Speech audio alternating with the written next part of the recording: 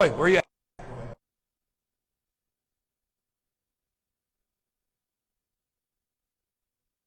Ask this guy with your gentlemen. He'll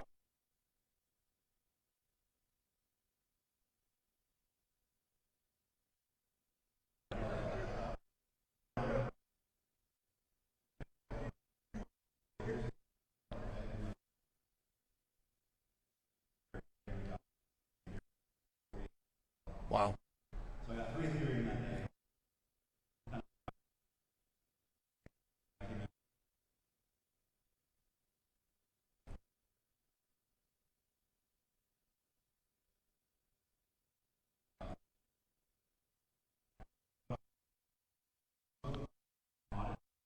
That doesn't guarantee that Right. nothing bad is going to go down, but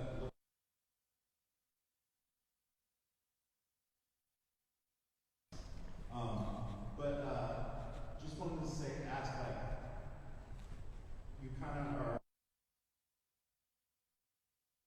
the economy to go down, in the coming months, maybe this year. The Fed does, and a lot of other Right. things, obviously. What's a good way, between now and then? What's a good way to kind of just prepare? I do, I'm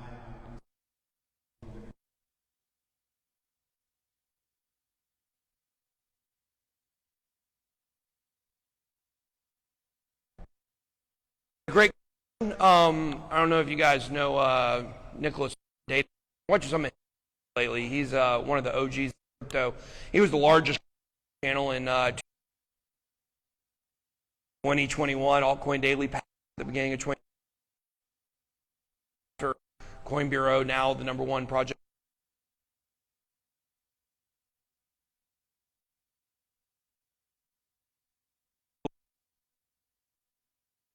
More financial literacy background when it comes to overall markets, and he's been talking about a lot in the last couple of weeks about how he really believes. I just want to show you there's 2 sides to this.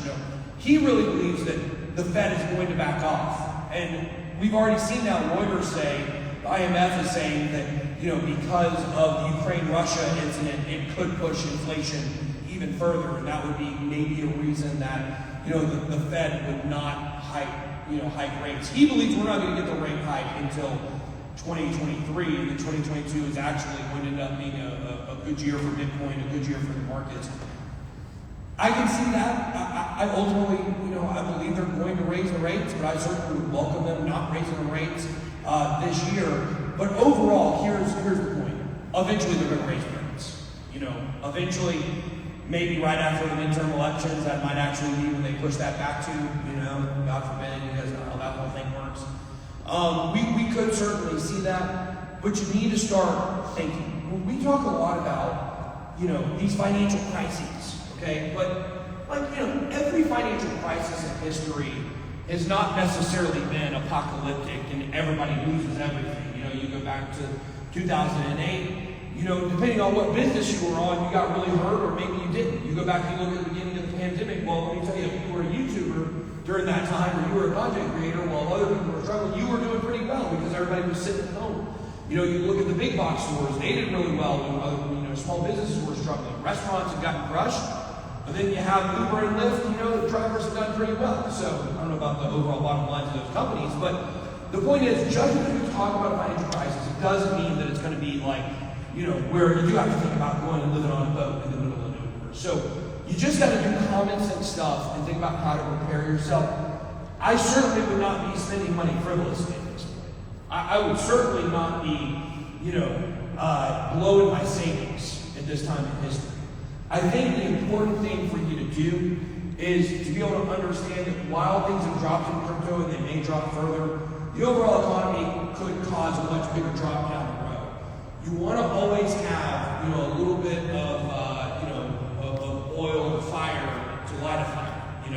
If you light your fire now, then it may go out and you're not going to have anything later down the road when things are colder and more dark. So just make sure if you are in a financial situation to where you do have extra money set aside, I would kind of save that for a rainy day. I wouldn't be going into the markets 100% at this point because we're just in too turbulent of a time. So I think that's the big thing. The word is accumulate, accumulate, accumulate. I don't think we're seeing like, I think we are heading towards some kind of crisis, but I don't think we're seeing the great reset crisis yet. I think maybe in the next decade we may see that. I don't know if you guys know what I'm talking about. This is from who is it that did it? It's not it's World Economic Forum, right? Is that what it is? It's Schwab. Is he World Economic Forum? The WEC, where they basically have said that they want to do a financial reset on the entire world and put everybody in the same starting point. Which means if you work really hard, and of course that's not for the ultra wealthy, right? They're still going to stay ahead of everybody else. It's just like communism, where the people at the top, get all the money and everybody else gets crap out. So I think eventually they are going to try to usher that in. I don't think it's in the next year or two, but who knows? Who knows for sure? So always keep money to the side is always going to be your best bet. When markets drop, you guys know the famous saying, "When there's blood on the streets, buy." So I don't think we're to that point yet. Don't spend money frivolously. Keep money to the side. That would be my biggest advice to you. Yeah, what's going on, man? Oh, what's up, man? I'm not Crypto.com family yet. Well, Crypto.com has been really good to me, and on the Native Token Pro. I just want to get your opinion as far as Crypto.com and what the direction they're heading. I know their marketing team has done a phenomenal job, with rebranding the stadium, over 20-year contract with them. Their F1 series, UFC, so on and so on.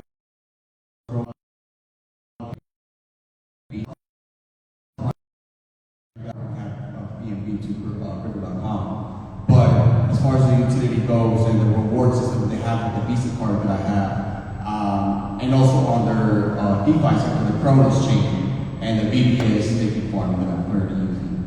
So we've said this big time, we're actually an ambassador of Crypto.com. We've worked with Crypto.com in partnership fashion since before people even watched my channel. So I've been deep in within the CRO ecosystem since really the beginning of CRO as a token. So if we go back to 2019, I was having a conversation with the Crypto.com team. My marketing person with them actually just announced she was leaving the company. I've worked with the same person for years with CRO. I remember doing a coin MCO, right? That's the original Crypto.com token before they even bought the URL Crypto.com. I've always loved what they've done with the Visa debit card. They were with it before they even created the Visa debit card when it was just an idea. Crypto.com is here to stay, and that's very important to know. When it comes to the landscape of exchanges, you have Coinbase, you have FTX. These are going to eventually be your top two. And then I think Binance and Crypto.com are going to be on about the same level. So I've been told that, by not just, working with Crypto.com, but from other sources, that Crypto.com, and this is the stake that they made when they bought the sponsorship with Staples Center, and it's now the Crypto.com arena. They're going to be here to stay. They're going to continue to work on ways that you can make money, with their platform, with their system. I think taking profits. I've spent I bought my Super Bowl tickets, with my Crypto.com Visa debit card. So I get crypto back on that, and I like to make big purchases with it. Whenever I make big purchases, that's what I use. So it's something I've been a big proponent of. So that's money that was profit. I was doing that closer to the top of the market when I bought those tickets. Me and my wife are going to go out to LA. We're doing a meetup out there as well the week of the Super Bowl.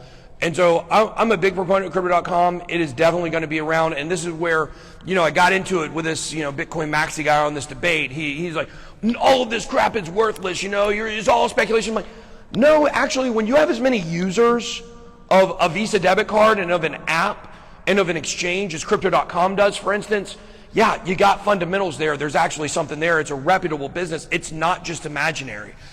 It's not like a chain, that we don't know if it's going to make it or not, or we don't know if it's going to operate or not. Like, we know Crypto.com works. We know the exchange works. So I think it's a great project. I've been talking with the team recently, and they said they want to shift people away from thinking about the price of the coin and to thinking more about what Crypto.com does, as an ecosystem. I think that's a really positive sign. When we see projects want to shift away from the conversation about price, that's what we want to see, right? We want to see them head down working on what they're working on, not just, hey, can you do this video for us? Let's see if we can get the price up. If we ever hear somebody talk about that, we run the other direction. Hey guys, Trent here. I have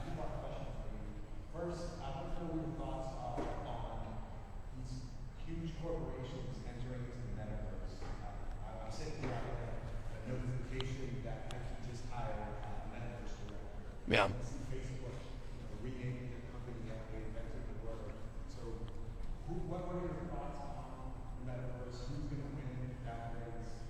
And the second part, I promised Fettuccine NFT, I would ask, hey, Bitcoin crypto, let me come on your show and talk about Angel Baby Squad. So, Yeah, talk to TJ. He's right there. But when it comes to corporations in the metaverse, you have two different directions for corporations in the metaverse. The minority of those are going to be companies like Facebook, who actually get into the business of what is metaverse, right? Where they're going to be the ones that are laying the infrastructure, laying a lot of the tech, laying a lot of the apps that you're going to use.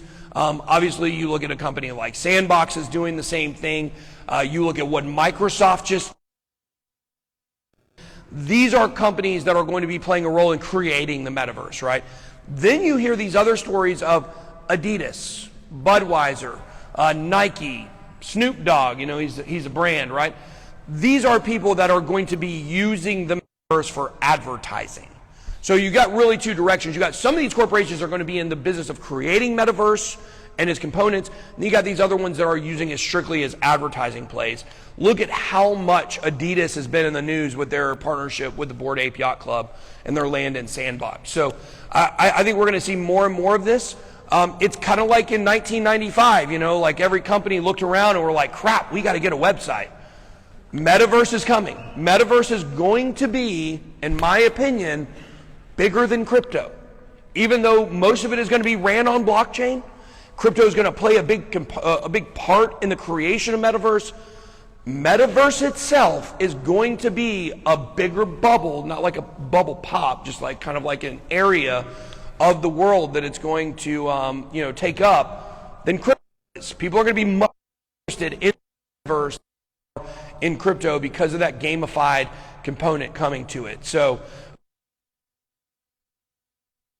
involved in one way or the other, you don't want to end up being the last one to get in. So obviously we want Facebook to lose, right? Like who in here, I got in an argument with TJ the other day about this. We almost fight like 7 times a day.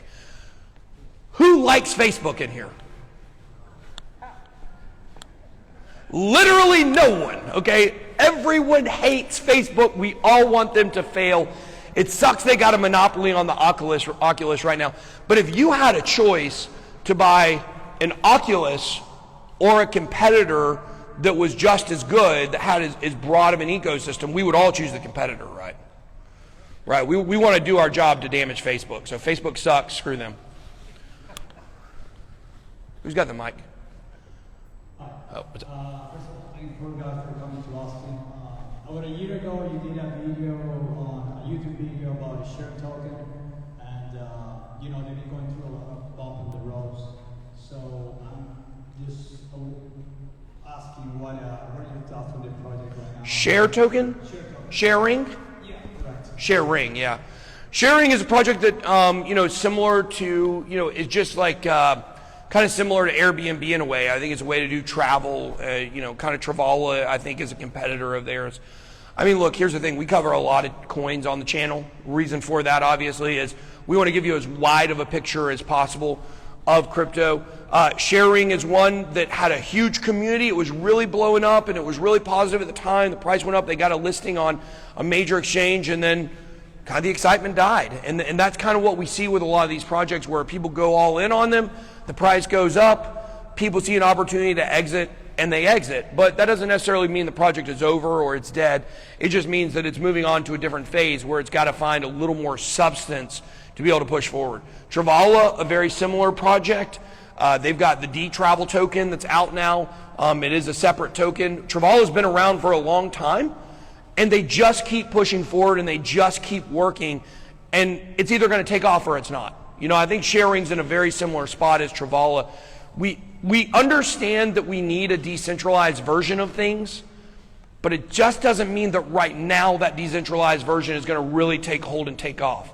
If you look at a lot of things from the .com bubble, I really think about pets.com all the time. Like in the middle of the night, I have sweats waking up thinking about pets.com. And the reason is because there's two that I think about. The other one is Webvan. Does anybody remember Webvan? Anybody remember Webvan? No, literally nobody remembers Webvan. Y'all are really young. Like, where are my 40-year-olds in here? Webvan was Instacart. Pets.com was Chewy. They were 20 years too early. 20 years too early. Some of these projects have really incredible ideas, but we don't know if they're going to make it because we don't know if the world is ready for that yet. So I put ShareRing in that category. We'll see if it takes off. We'll see if it continues. We'll see if it's something we're using in 5 years down the road. But a lot of these projects, you're investing in the seeds, and they just may be too early. So I think that's definitely something to consider. Hey, how you doing? My name is Sage. What's up, Sage? So I've been investing a lot in like NFT land and Web3 domains like the ENS. Yeah. My question is, all these airdrops are real. How in the future are people planning to tax airdrops when you buy certain land, and then that land, I get that airdrop just for holding that land. So Yeah. I'm building my own economy in that land. So how are they going to make the rules for taxing airdrops? Well, I don't think they're going to be able to tax airdrops until you spend it or move it. You know, and so if you're getting airdrops, you're just accumulating them, then, you know, they're not going to tax it. It's just like anything else in crypto. I mean, if somebody's sending you free money and you let it sit, then you're not going to be taxed on it. You're going to be taxed on Bitcoin until you move it. I mean, if you put money on Coinbase and the value of Bitcoin goes way, way, way up, but you just let it sit there and you don't do anything with it, you're not getting taxed on it as of today, right? I'm not a tax expert. I want to be clear about that. We push you guys to TaxBit. We like TaxBit. We think their software is pretty good. It's not perfect. There's no perfect solution out there. But what I would tell you is when it comes to, you know, this scenario you're saying where you're getting these airdrops and then you're using it to buy virtual land, which covered a story on the live stream yesterday about the Turkish government getting together to have a summit on laws and regulation in the metaverse. And so we don't have the answers to those questions yet. It's a gray area right now. Yeah. Right. I would say if there's loopholes, take advantage of them as long as you can take advantage of them. Right? I mean, that's what we see in the United States tax policy. We've got loopholes. You know, they may say, hey, we're going to close this loophole down the road. Well, you better use the crap out of it until they close it. Loopholes are legal ways for you to keep more of your money. And I think when it comes to Metaverse and, you know, using anonymous coins to be able to earn assets that you own anonymously, it's the same thing. If you own an asset that's in a virtual land, well, until you sell it or you're making money that you move off of it, you're probably not going to be taxed on it. But that may not be that way forever. I think we do have some really, like, we're living in a truly borderless economy now. You know, what do the governments do with that? What do countries that still have borders, what do they do with that information? And I think, you know, right now, I mean, the United States is probably 15 years to, you know, early right now to deal with that because we're still dealing with crypto, we're still dealing with stable coins, we're still going to be dealing with, you know, what's a security, what's not a security for a long time. Maybe 15 years before we have a metaverse policy is a little passive, maybe it's a little more aggressive, maybe it's 5 years down the road. I think eventually, like, virtual real estate is going to be its own thing that the government's like, what do we do about this, you know? So we're just moving towards very interesting times very quick. Absolutely. Hello, Benjamin. What's up? My name is Katsuro. I'm from Japan. I have two questions regarding to ETH 2.0. What to? Ethereum? Okay. 2.0. So first question, this is kind of like my conspiracy theory, but I feel like a big money is trying to extend this market, growth cycle, until ETH 2.0 happens.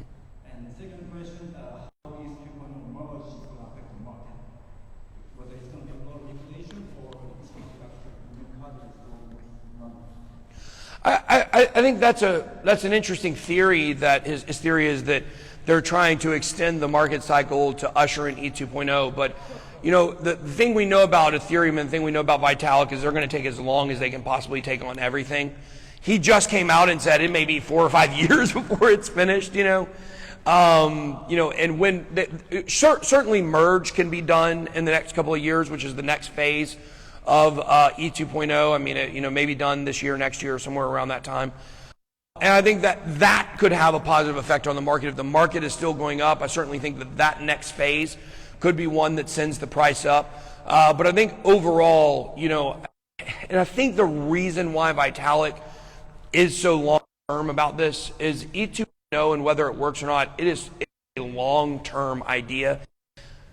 Vitalik understands something that I also understand, that I feel like the vast majority of people just simply don't get, which is this, which is all other layer 1 protocols are much further away from taking hold than I think they are. Look at Solana. Solana 72 hours.